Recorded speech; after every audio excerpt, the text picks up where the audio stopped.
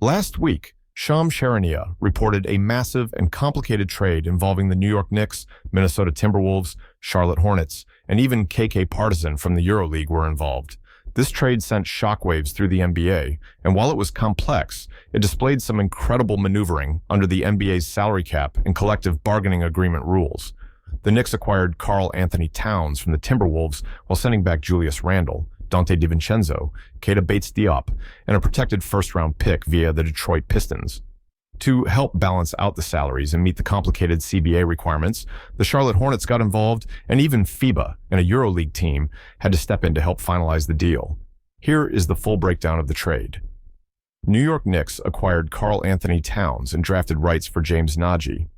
Minnesota Timberwolves acquires Julius Randle, Donte DiVincenzo, Keita Bates-Diop, and a protected Detroit Pistons 2025 first-round pick.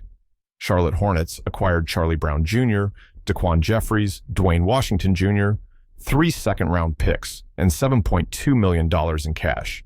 That sounds confusing, right?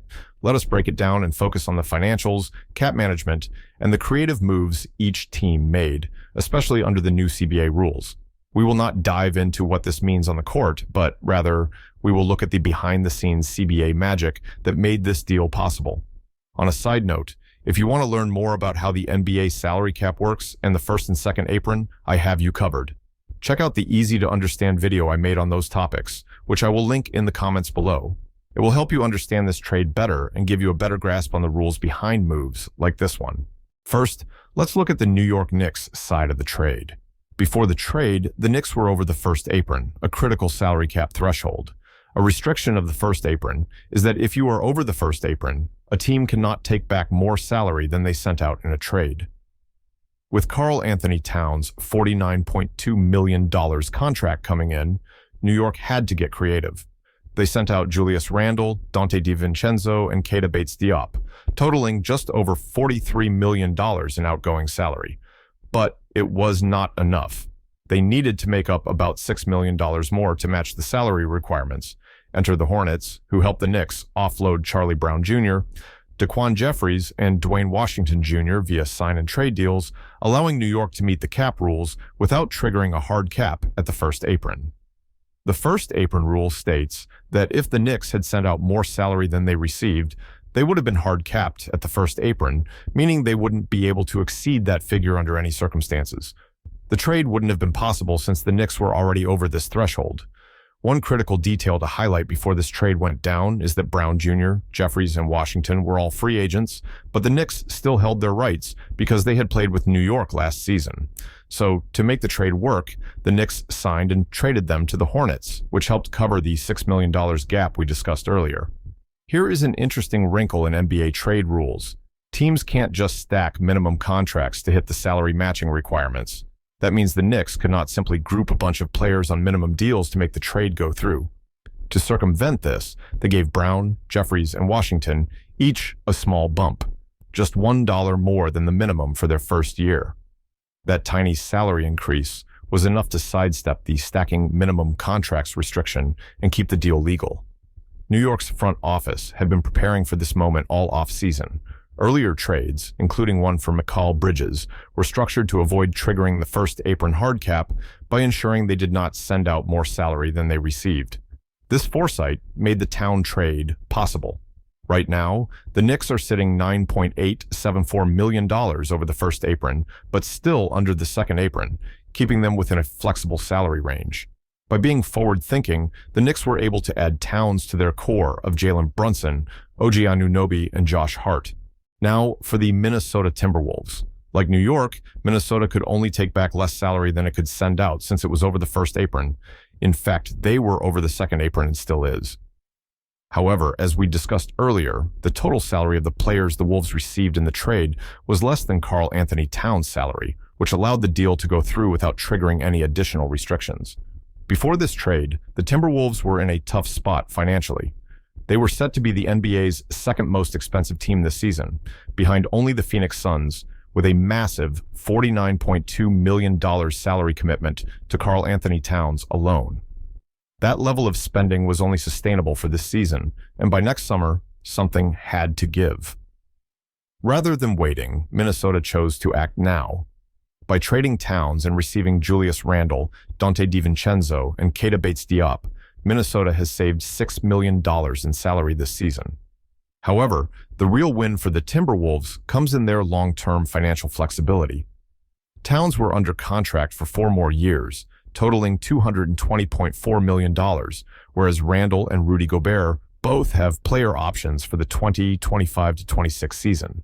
This means Minnesota has complete control over its future cap situation as soon as the summer of 2026. Without Towns' massive deal on the books, Minnesota's salary commitments for 2026 now drop from $145 million for 6 players to $98 million for 5 players.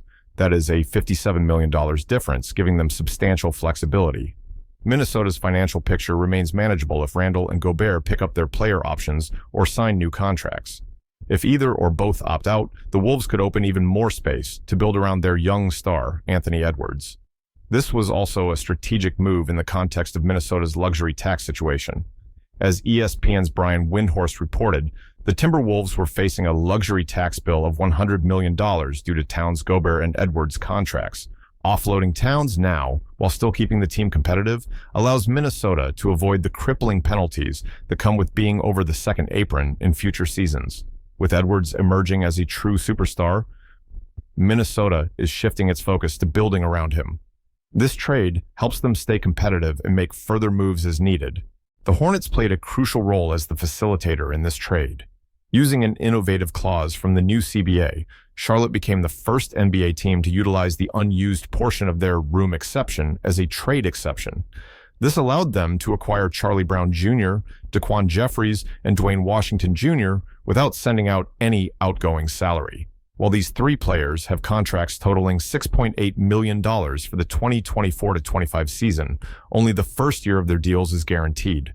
Charlotte is expected to waive all 3 players, absorbing their contracts, which finalized the trade.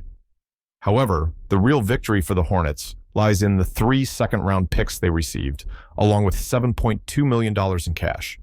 This cash covers the cost of waiving the trio and provides a bit of extra profit. Even though these players' contracts still count toward the Hornets' salary cap, the Hornets, as a rebuilding team, aren't concerned about this. Plus, they will remain well below the luxury tax and first apron thresholds. The Hornets not only facilitated this trade, but also netted them valuable future draft capital, which could be helpful for future deals or hidden gems in the second round.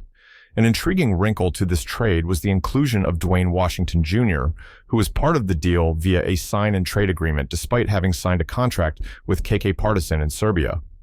This happened because the NBA does not regard non-NBA contracts when considering a player's free agent status. Washington finished last season on a 2-way contract with the Knicks, making him eligible for this process.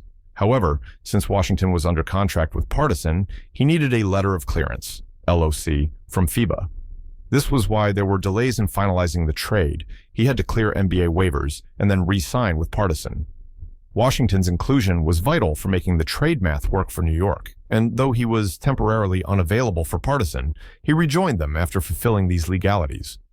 He also got paid over $2 million for simply signing a couple of documents. This trade was a masterclass in navigating the NBA's CBA and salary cap. The Knicks, Wolves, and Hornets had different motivations. Still, they came together to pull off a deal involving multiple teams, players, and draft picks, and even required assistance from the EuroLeague. New York's creativity in avoiding a hard cap, Minnesota's need to reduce its luxury tax bill, and Charlotte's role as the facilitator were all critical elements in making this trade happen. Ultimately, this deal sets up all 3 teams for success now and in the future.